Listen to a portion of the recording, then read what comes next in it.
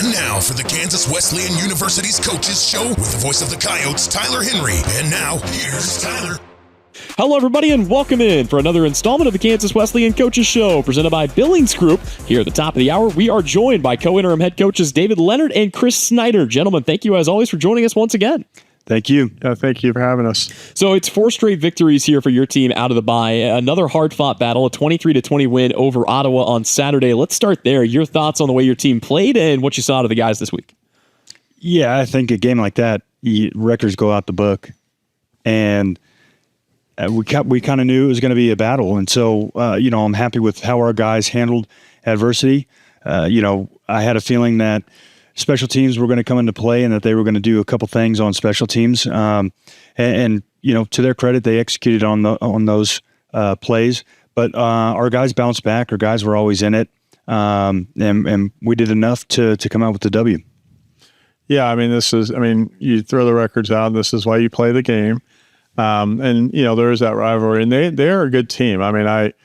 They have a lot of talent. It's amazing that they're 1-9 at that point. But they had some really good talent. But to kind of echo what Coach said, I think we were down 3-0. First time since divisional play that we were down.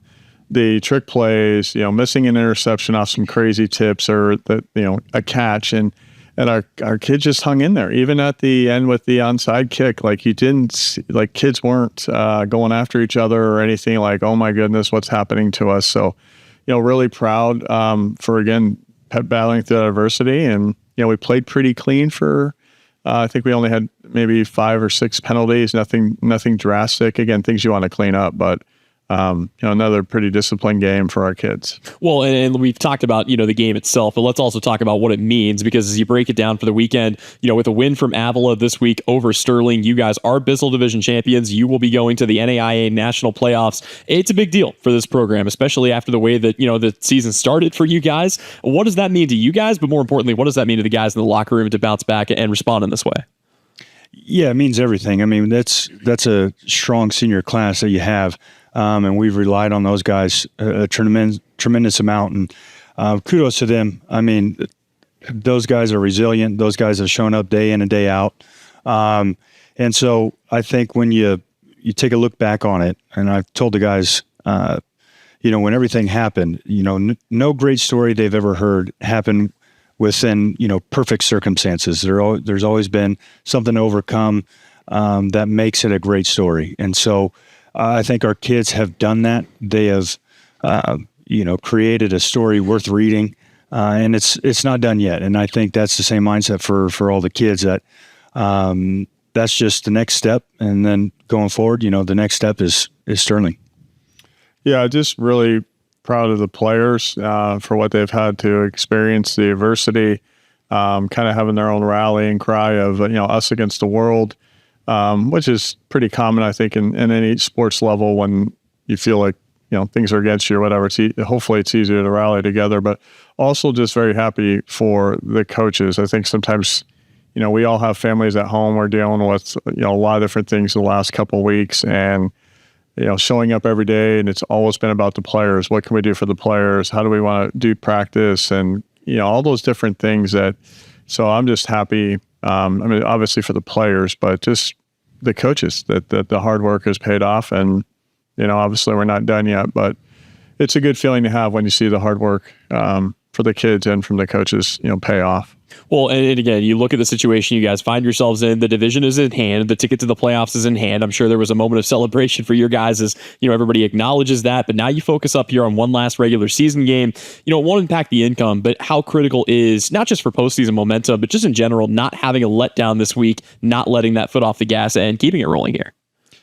Yeah, I honestly, I haven't really had even time to think about the fact that we sealed in Bissell Division champs. I think for me, it's just, who's next on the docket. That is the biggest thing for me going forward. I'm a, step-by-step kind of person. And so, looking ahead or looking forward or looking back, I don't really do that much. So, it was a great game. I'm happy that we got the W, and then instantly my mindset goes on to Sterling week. Well, and I thought that, this was probably the game, and we talked a little bit about this, Coach Snyder, after the game, but, you guys faced some real adversity. You mentioned getting down early in this game. You mentioned a couple of trick plays that Ottawa ran. They ran 4 trick plays on special teams. It netted them 2 first downs on 4th down and an 80-yard kickoff return that put them in the red zone right away. They get 3 points out of that. I mean, that tells me how well your guys responded. How pleased were you with the way that the guys rolled with the punches after they took a couple of shots to the head?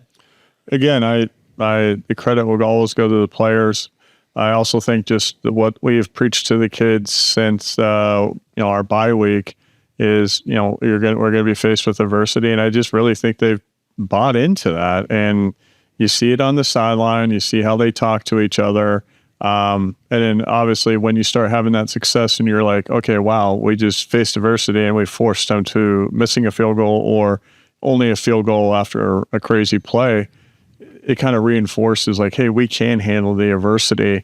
So it's something we're going to continue to preach these next few weeks. Is the adversity is not done coming at us. There's going to be other things, and then as coaches, you also find things to remind your players, like, hey, Sterling's a grass field, and it's their senior day, and you're trying to find those other motivational things because you are still dealing with kids, so their perspective sometimes is a little different than the coaches. Coach Leonard, maybe you disagree. I'll be interested to get your thoughts on this. Statistically, you look at the end of the game, you take a look at everything that happened at Ottawa. It looks like an okay day at the office, but it seemed like it was kind of a slow day for the offense, as a whole. But when it comes down to that, it feels like it's a good day to be the team that employs Luke Armstrong. I thought that he really kind of shouldered the load of a lot of what you guys needed. He had a couple of big splash plays. He gets you guys in the end zone. Did you feel like, or maybe not did you feel like, but do you feel like he's the kind of athlete that, if everything else is not necessarily clicking the way you want, you can lean on and say, hey, we need you to step up, go get it done for us? Yeah, I think just in our run game in general, I think, Luke and all the backs, with Z as well, those guys get us going. And, it's you live and die in the trenches. And when those guys get going, it's just a matter of time before they break a big one. And then you start to get the flow of the game. So once we get a first down, a couple first downs, the plays just start to flow a little bit better. Then we can open up the pass game. But yeah, I mean, those guys have done an unbelievable job all year. And up front, they've done a fantastic job of creating those holes and receivers blocking downfield. But I mean, that's always our biggest thing, is establishing the run game. And so, if things aren't going exactly the way we want them to, or if we're stalling a little bit, you go back to your bread and butter, and that's our run game. And then, of course, we want to take some more shots. But we felt like in a game like that, where we were kind of controlling the line of scrimmage, there's no point of getting too fancy with it, because those guys are explosive.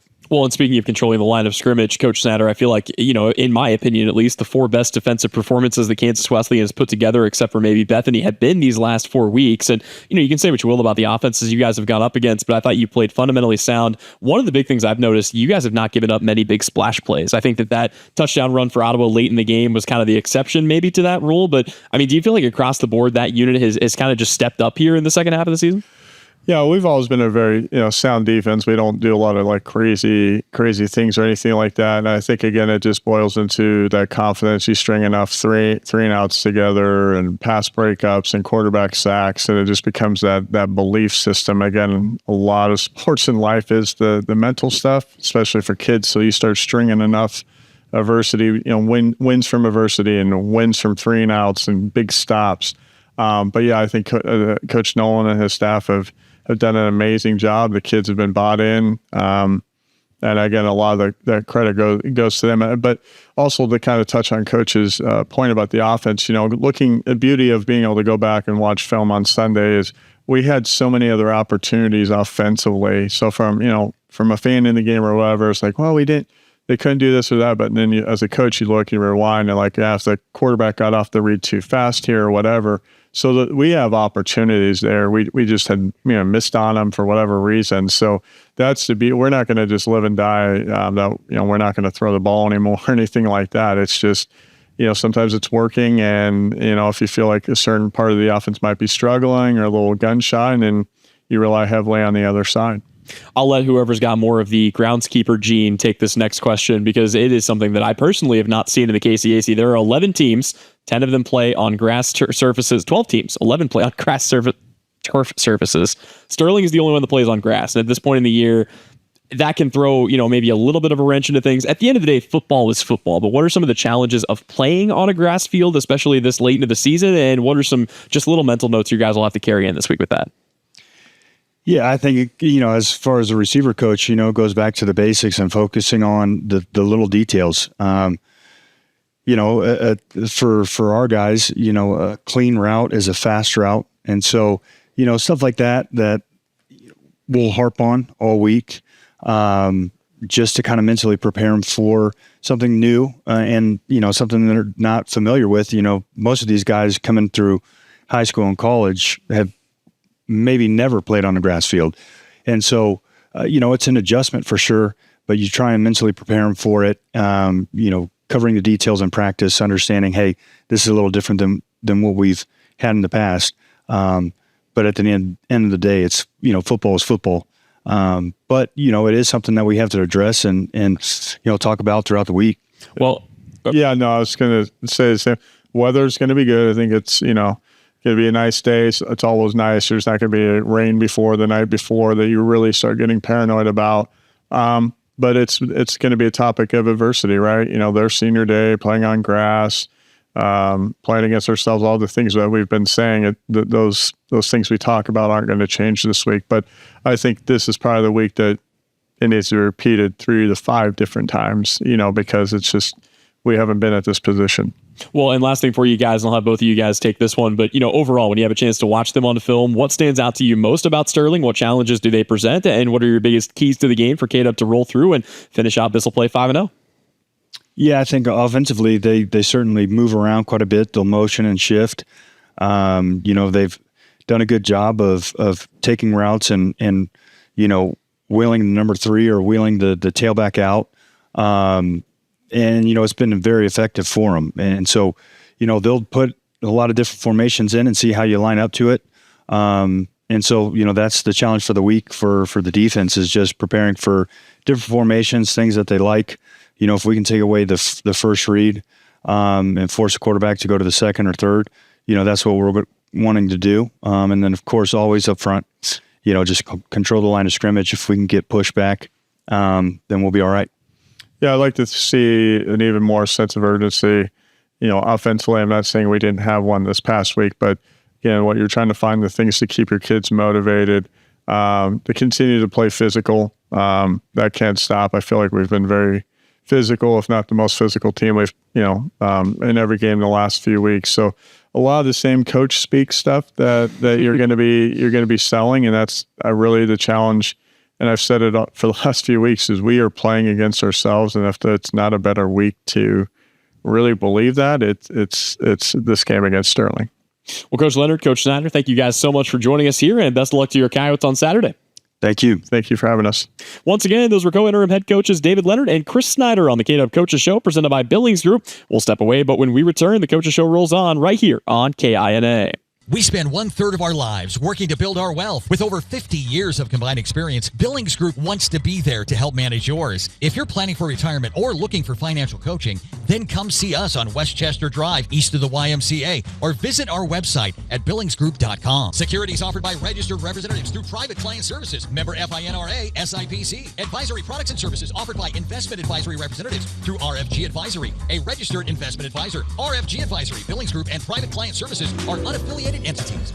When life deals you a bad call, throw the challenge flag and fight for your rights. With more than 110 years of combined experience, the legal team at Carter & Alt Duell in Salina help their clients fight to overturn bad life calls, DUI arrest, divorce, child support, and custody decisions, or protecting your Second Amendment rights. Wade Carter and Charles Alt Duell fight for you every day. Get the winning legal team at Carter & Alt Duell on your side to fight for your rights. Find them on the web at cadlawlc.com. That's cadlawlc.com. Now back to the Kansas Wesleyan University's Coaches Show with Tyler Henry. Welcome back in here on the KW Coaches Show, presented by Billings Group. We're joined now by rush linebacker Richie Garcia. Richie, first and foremost, welcome to the show, sir. Hi. Thank you for having me.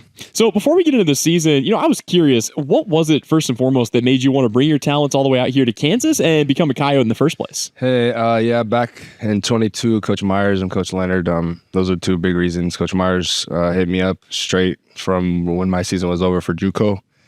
And he made it to, family. He's all about family. And I was like, okay, this is something I like. And once it came down to the last minute, him and Leonard were bending back over for me, and they were looking for houses and stuff, and I was like, hey, these are the guys I'll go to war for. I mean, they made me feel like it was a family oriented team, man, and that's why I came. Honestly, Myers and Leonard are really the main reason. So.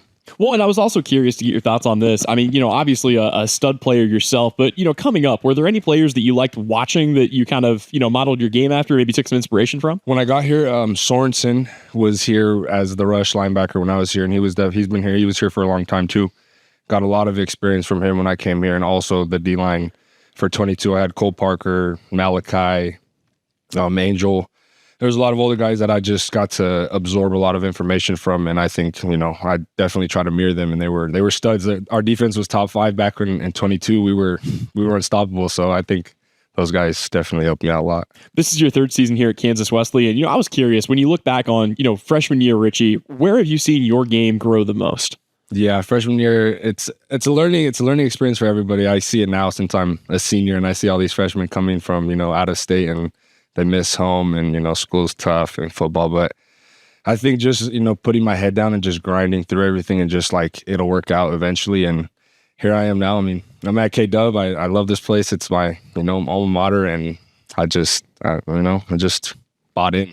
Well, and I don't know if you've gone back and looked at any of the old film, but on the field, where do you feel like you've seen your game kind of take the biggest step forward from that first couple of games? Yeah, definitely. When I got here, I had to adjust to the game speed a little bit. It's a lot faster than JUCO.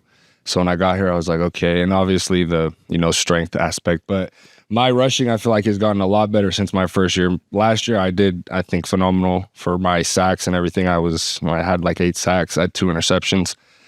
I think my rush game is really why I'm so good. I come off the edge, pretty hard, and I'm pretty violent. So. Well, and with the win over Ottawa, you guys are Bissell Division champs. You guys will be playing in the national tournament later this fall. What does that mean to you personally, especially after a 2-4 start? Yeah, that's awesome, man. The beginning of the season was tough.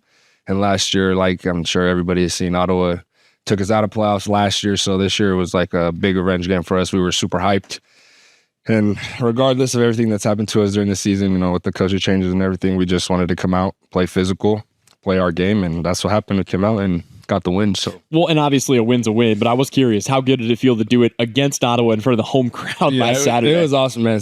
We had a lot of fans. It was great. It was good to show off for all the fans, especially everybody that's been a part of the team since last year, like I said, since we lost. But winning was big for us, man. I was super excited. I'm sure you guys saw it was super electric out there. So it's awesome. This defense returned so many faces from last season. Usually you get a few leaders per unit, offense and defense, but do you almost feel like a majority of the guys on that defense are themselves leaders of that unit? Yes, definitely. We got, King Bradley, Qtama, Miles Elam. We have our corners, JD and J4. There's a lot of guys that are very vocal, and it's definitely our defense is, we're playing so good because we're comfortable with each other. Well, and the defense, like you said, you guys have played well, I think, all season long when you really break down the film, but especially in these last 4 weeks. In your opinion, what is the biggest strength of KW's defense as a whole? I think we've definitely have fixed. I tell them, I would tell the team all the time, a short-term memory. If we mess up on a play, don't dwell on it. It's forget about it, and we're just going to go next play, get a turnover. And Ottawa was a great example. We had them pinned back a lot of the times, and they would get that long third down to convert the fourth down when they would go for it. So we just have to buckle up and just, get it done. So I think just forgetting, bad play, don't dwell on it, just move on and just do better. I think that's what we've capitalized on that definitely a lot. Well, and I think the D-line has been arguably the best sub-unit of that defense. It's very deep, it's very athletic, it's very fast. From what you've seen, what has made the D-line so effective for KW this year, in your opinion? Yeah, we have a lot of guys, like you said. We have Diggins, King, Worrell, Mohammed. We have a lot of guys that are very interchangeable. We could play them at nose, we could play them at tackle, and they're all comfortable running stunts. So that goes back to us. We're all comfortable communicating with each other. So on the field, hey, switch it up. We can just interchange what we're doing with each other because we're all so comfortable with it. So I think that's good.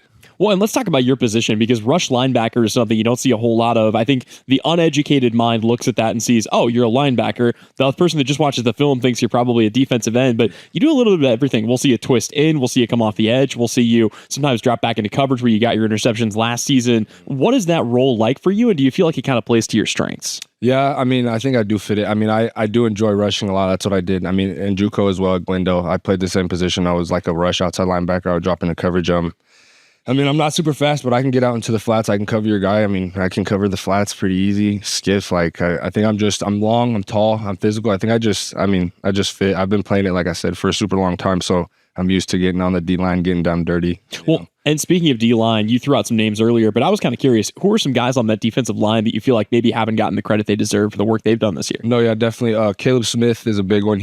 We always throw him out there. He's been here for a while. He's a hard worker. I love that guy. He's always there, man. Backus as well. We threw Backus in there a couple times, and he has more sacks than most of us starters on the D-line. So he is a ball player. Since I've been here, man, I love those two guys.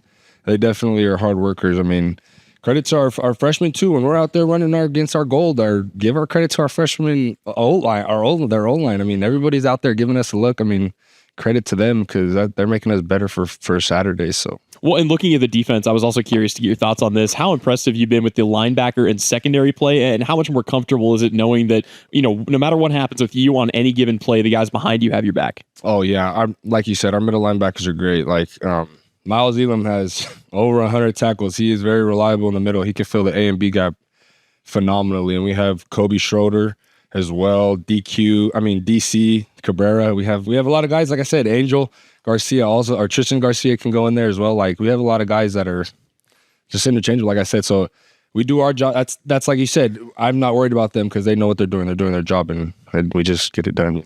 To compete in late November, it takes a different gear. And obviously, I know you guys are not looking past Sterling at all, but, the big one comes up the week after that in the NAIA National Tournament. For this defense to go from good to great and give yourselves a chance to make a run, what are some minor improvements that you still feel like these guys can take a step up in that you'd like to see still? Definitely probably just, rallying to the ball, wrapping up tackles. Ottawa got that lucky run on us just right up the middle in the A-gap. It was just perfect. We missed a couple tackles. I think if we just tighten up on that, our tackling, I think our scheme is good, man. We just got to lock up our DBs, get solid with our DBs and our coverage, and I think we'll be all right, man. I think I'm excited. I'm excited to get to this first round, man. We're ready. I can't wait to see it, man. Well, hey, Richie, thank you again so much for your time, sir, and best of luck to your Coyotes here this week. Thank you. I appreciate it. Once again, that was KW edge rusher Richie Garcia visiting with us here on the show. Our conversation presented, as always, by Jeff Wells Agency of American Family Insurance. We'll step away, but the KW Coaches Show, presented by Billings Group, rolls on next here on KINA. Harbin Construction has been showing integrity, innovation, and building relationships since 1954. Harbin has been doing amazing commercial contracting work in the Kansas area. A fun fact about KWU: Harbin Construction founded just 6 years after KWU's Memorial Library was built in 1948. This building was dedicated to the 24 students who lost their life in World War II. Students helped transport the books from Carnegie Science Hall to the new building using stretchers. Harbin Construction is a proud sponsor of the KWU Coyotes and sharing history of our Salinas College with you. Harbin, your construction partner for life. A house fire can destroy everything you've worked so hard for in a matter of minutes. Is your home at risk? Jay's Electric in Salina can help. In addition to electrical inspections to ensure your wiring is up to snuff, Jay's offers affordable smoke detector service plans with both monthly and yearly inspection options available. Are your smoke detectors working properly? Have those batteries been replaced lately? Learn more at jayselectric.com. That's JAES electric.com. Jay's Electric, helping you power through. Now back to the Kansas Wesleyan University's Coaches Show with Tyler Henry. Welcome back in here on the KW Coaches Show, presented by Billings Group, where we are joined once again by Nolan Jones, D-line coach for your Coyotes. Coach Jones, welcome back to the show, sir. Thanks for having me. So your team, let's start here. With a win over Ottawa, you guys are Bissell Division champions. You guys are headed to the NAIA playoffs later this fall. How amazing is that feeling, especially after the way the season began? Yeah, I mean, it's awesome, seeing the guys, how they bounce back. The kids are so resilient. I mean, they put up with a lot of stuff. They fought through everything going through this season. And, when you put it all together and, these last division games, when, the games matter, and obviously all the games matter, but when it comes down to it, these are the ones that you really need to win. And, it's really, football's about clicking at the right time, and we did just that, and super proud of the kids. Well, and from a 2-4 start to a 4-0 run through Bissell play, where have you seen the biggest improvements made by the team as a whole? Biggest improvements as a whole. I mean, defensively, like we came together. I think everything started meshing. Linebackers, they kind of turned it on. I mean, our linebacker aggression just it skyrocketed. I mean, I would say like Ricardo Garcia, he got Defensive Player of the Week. You look at Elam, Cabrera, Hawkins, Garcia. I mean, all those guys just turned it on Saturday. That was the best game I think they've all collectively played as a group. I mean, it showed. Like we knew what Ottawa was going to do. We had a pretty good idea. I mean, they were prepared for it, and I mean, they executed to a very high level. Well, I can't remember if I asked you about this earlier in the year. I felt like the defense was playing well in the first half of the season. I just felt like they were spending too much time on the field. Mm-hmm. You know, it seems like the offense has been clicking, longer, more sustained drives, more points. Obviously, do you feel like just getting a rest, getting a breather on the sideline has kind of helped this defense stay fresh and been able to play their best game? Oh yeah, absolutely. Like, I mean, if you are well rested, I'll tell guys all the time. I mean, your 60th rep probably isn't going to be as best as somebody else's first rep.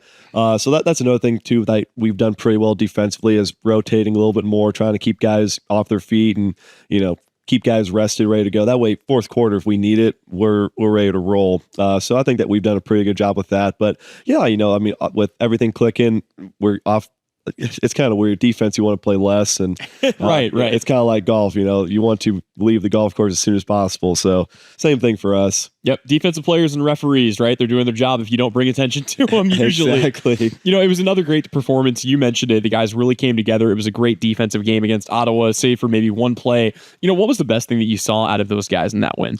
Really just how we played together. The kids, they bought in the film room, in practice time. I quizzed the heck out of them throughout the entire week, for formations and what they're going to do out of formations and how we're going to line to this, that, and the other. And I mean, those guys, they could have called the defense on Saturday if they needed to. I mean, they're so knowledgeable, and they did a really good job just kind of locking in, staying focused. And like I said, when you put together a game plan, you never really know what's going to happen.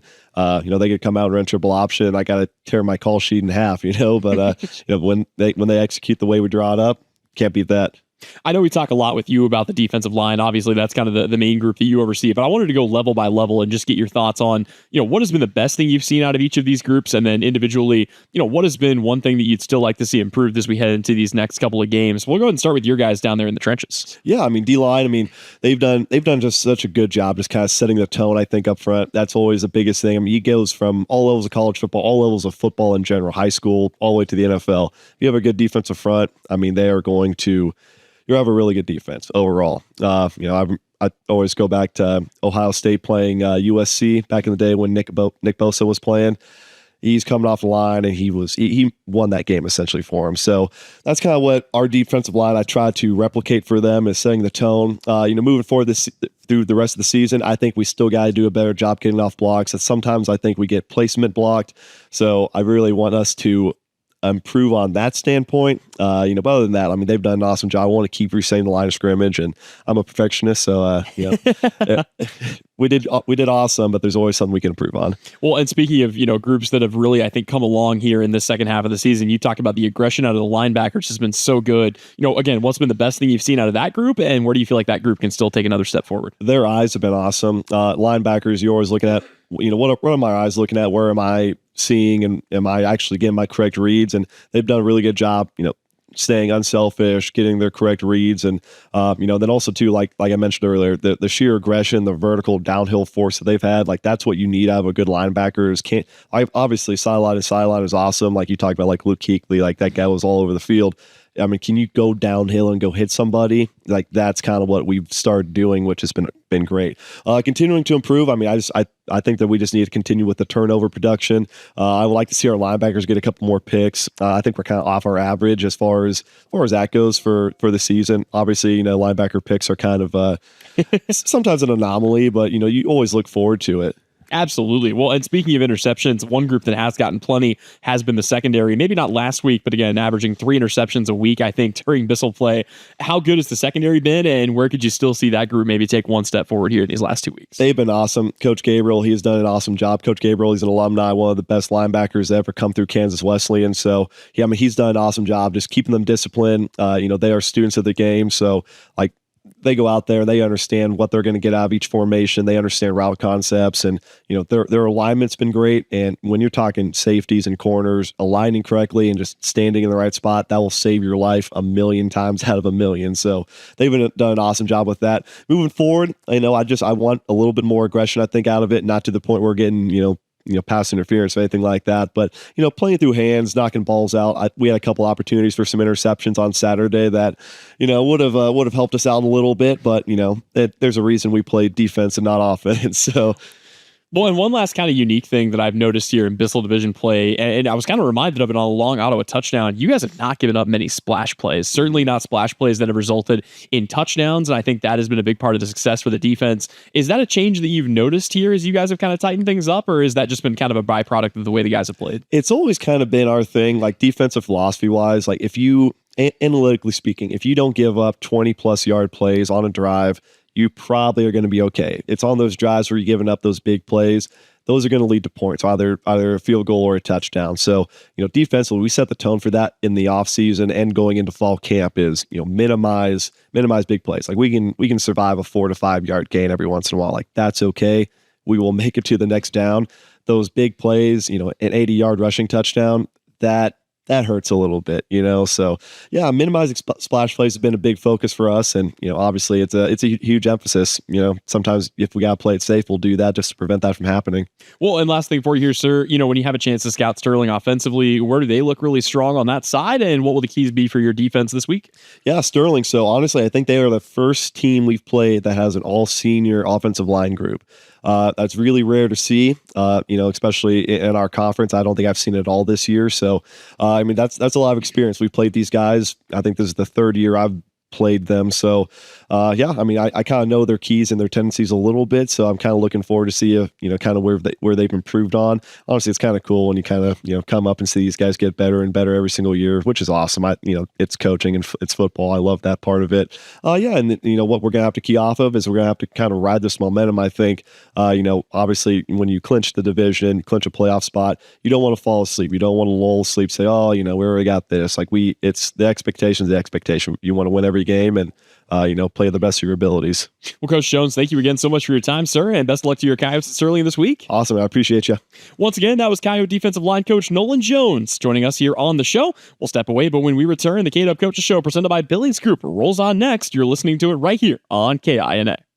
With record-breaking enrollment, great new facilities, and top-notch activities, Kansas Wesleyan's the place to be. Whether you want to study nursing, elementary education, criminal justice, or social work, our academic programs will open doors for your future, all while you participate in activities like music, theater, or athletics. Learn more about why KWU's the place to be by visiting kwu.edu. That's kwu.edu. At Gambino's Pizza, we serve more toppings, more taste, and more value. Our all-you-can-eat buffet, open every day from 11 to 1:30 p.m., is the only pizza buffet in town. For only $13, every member of your family can find something they will enjoy with options like classic and specialty pizzas or the appetizers and desserts. Not in the mood for pizza? You can order a fresh salad, hearty sandwiches, or creamy pasta from the menu. Dine in at the Salina or Hayes location or order online at gambinospizza.com. You're going to love it. Now back to the Kansas Wesleyan University's Coaches Show with Tyler Henry. Welcome back here on the KW Coaches Show, presented by Billings Group. We have a very special guest with us today as we are joined by AD Miguel Paredes. Miguel, first and foremost, thank you so much for taking some time out of your busy schedule and coming by the show today. Thank you, Tyler. It's always a pleasure to be able to talk with you in the morning. So, an incredibly successful 2023-24 campaign, back-to-back Commissioners Cups last year. I know you told us last year this was only the beginning, but, I was curious, when you take a step back and just look at everything, how do you feel about just the state of athletics here at Kansas Wesleyan as a whole? As a whole, I'm very proud. I tell people, it's a huge blessing to be here, to be a part of the Kansas Wesleyan Coyote family. The coaches, my hat's off to them. They do a fabulous, tremendous job, buying into what we're doing, and it's showing. And like I said, a couple months ago, we're just scratching the surface. I know that, a big thing this year was putting kind of an emphasis on the developmental programs here at Kansas Wesleyan. I know last year you guys hired Megan Contreras. This year you guys hired Sharisa Joe Layton. We've heard about the support from all the coaches, but what has it meant to you, and how have you kind of seen that implemented at the developmental level? Well, for us, the reason why we don't call it JV, and the reason why we don't call it reserves, and I've had other ADs from other conferences reach out to me, and they said, why developmental? And for us, we took it an extra step. We're at the NEI level. You see a lot of kids, wait till their junior, senior year to step on the field. You really, truly don't develop, in our opinion, our athletes, because they're either the practice dummies, So for us, we decided to, by hiring Megan, by hiring Sharisa, we started giving them the same exposure as they were actually playing on Saturdays with, I guess, say at the varsity level. And we actually are developmenting them. It's not just how many games, we added more games. It's also, we made sure that we actually had practice time set aside for them, so that way they can learn the plays. They can actually develop them as a whole. And by doing so, we're seeing a major impact with retaining our student athletes, because they're not waiting. They're happy because they're playing. They're able to adjust to the speed of the game. And so by taking these steps and doing what we're doing, we're actually giving our freshmen a true college life experience, true college student athlete experience. We've talked about, again, the success of the programs on the field. And we've also talked about, now 4 Commissioner's Cups out of 5 years, back-to-back years as the winningest program in the KCAC. It seems like your programs are set up pretty well to do that again, possibly this year. I wanted to just go team by team here and get your thoughts on what the kids have been up to, because, again, it's been another great fall. We'll start with football. I mean, they've rebounded very well after a midseason coaching change. They come back, they win 4 in a row. They win the Bissell Division, and they'll be headed to the NAIA National Playoffs here in just a week. Yeah, I mean, like I said, we kind of reset it in everything that we do. And I guess the key word is consistency. How can we be consistent in what we do? And every day we challenge our staff, we challenge our student athletes, challenge football programs. We all want to be successful. But are you willing to take the necessary measures to be successful? And I believe that's what our football program did. They got closer together. They rallied behind Chris Snyder, David Lender, the rest of the coaching staff. They did a tremendous job. They kind of hit a reset. And I mean, man, just watching them play on Saturdays is amazing. One program that maybe flies a little under the radar, and they shouldn't because of what a great year they've had, but both cross-country teams are ranked nationally for the first time ever. Both teams will be going to nationals for the first time ever. And Coach Young has done a phenomenal job with his groups this year. Yeah, Coach Young and Coach Heiser, man, fabulous coaches, teachers of the game, not really coaches in my opinion. Especially for it to do it in the sport that doesn't really get the exposure that they deserve and earn. I mean, they've been turning that program around, and one of their main goals is eventually, taking over and actually, being first in the KCAC. And I mean, my head's off to them. I mean, what they're doing is amazing to watch. And, I'm sure other coaches are taking notes from our staff. That's the thing that I love about our staff is, when one sport's having success, you have another coach from another sport leaning on each other, giving feedback, giving ideas. I think that's what makes us successful here. One of the programs that wrapped up their regular season and their season overall earlier this week was volleyball. They closed out 17-13, 7-6 in conference play. But still, when you take kind of a wider step back, that's 5 straight winning seasons now for the volleyball team. Yeah. Like I said, we lost a couple of key players, last year. And Coach Jess has done a tremendous job. And, unfortunately, last night, we lose to McPherson, but there's no doubt in my mind that she's going to reload and get her teams prepared and ready to go ahead and hopefully, earn a conference title next year. But, I mean, she does a fabulous job. She's already hitting the ground running with recruiting. I'm excited, like I told her, yes, we wanted to try to be at least a 3-time conference champ, but at the same point in time, like you just stated, a winning season, that's something to build off of. Well, and speaking of consistency and winning, I literally went all the way back to the very beginning of where our record book starts on the Kansas Wesleyan website. You cannot find a losing season for the women's soccer program, and Coach Schwartz did another great job this year. I know a bit of a stunner in the KCAC tournament, but still 11-7-1 overall, 11-2 in conference play for women's soccer this year. Yeah, Joe has done a tremendous job. Rodrigo has, and so has Michael McIntyre. All, my hats off to them. They've taken the program. They accepted the challenge and met the expectations. I actually talked with Joe the other day, and and he's upset with what, how the result ended. But at the same point in time, we talked about, okay, now we know what we need to do. We actually learned a lot from our teams. I mean, we pretty much had a very, very, probably in my opinion, I'm probably being biased, one of the toughest non-conference matches. I mean, we talked about it, man. We wouldn't play Central Methodist early on. They're always, I think they're ranked like 4th in the nation or something like that. And, just an inch and a half short, we put the ball back in the net, one of their goalies had an amazing save. She doesn't save that. We end up upsetting. So there's a lot to build off of, especially with the team that we have. I'm very excited. Like I told, Coach Joe the other day, I said, man, your recruiting looks pretty solid. Now your student athletes know what it takes. We just got to reload and come back even stronger next year. Well, and speaking of strong recruiting, let's talk about the recruiting aficionado himself. Bruce Palmbaum took a team that, again, that program was down in the dumps before he took over, but a strong season last fall. They pick it right back up where they left off, 11-5-3 overall, 8-2-3 in conference play. I don't think I've ever seen a program rebuilt as quickly as what Bruce Palmbaum has done, but I mean, it's great to see men's soccer back in the mix for conference titles. Oh yeah, Bruce, like I said, I mean, if everybody wants to know how to recruit properly and over-recruit, I think Coach Palmbaum can write a book about that. He does a fabulous job, and not only just recruiting, but retaining his athletes as well. Last year I think we finished 3rd or 4th, and this year we finished at 2nd. And we're actually Oklahoma Wesleyan fans today. They play, for the finals for the KCAC. We're hoping they come on top, and then when they do, then we'll find out. We should be able to clinch the other seed and hopefully get into the NAIP round playoff. So we're still preparing for that. But Coach Palmbaum and his staff, tremendous job. And I can't wait to see what he's going to do even next year, even the rest of the season. Well, and that's it for the primary fall sports. But one of the fun things about talking to you this time of year here in November, we are in full-blown crossover season, and we've got basketball going on the hardwood as well. Wanted to give you a second to talk a little bit about how excited you are just to see what Coach Munson and Coach Showman's squads can do this year. Man, I'll tell you what, I mean, Coach Munson's squad, started off at 4-1 right now. Lost a real competitive match against Morningside. They've hit shots. Unfortunately, we didn't.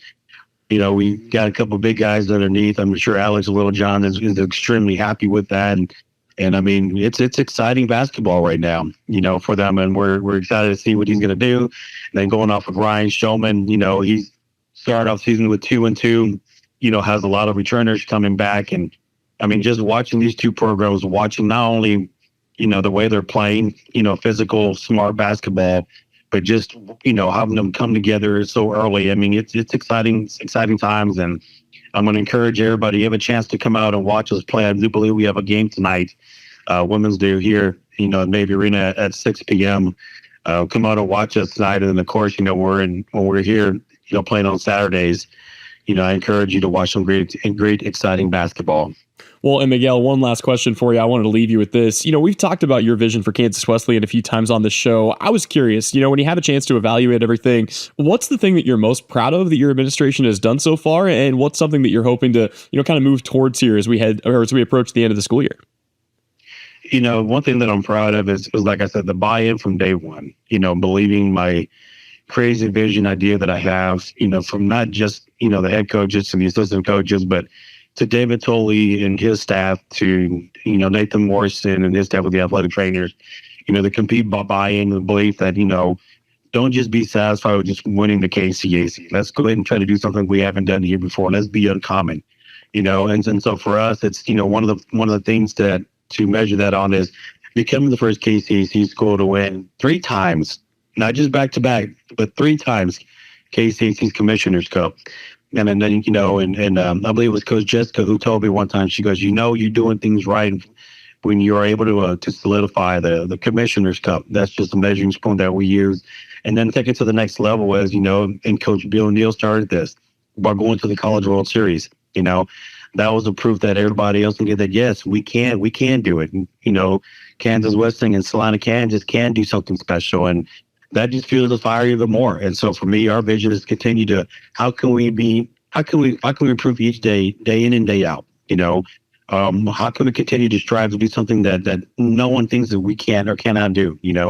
And so that's what gets me excited about everything. It's, I think we're off to a great start. Winter sports are coming in, basketball is going on. We got Dustin and men's volleyball getting ready to start up as well.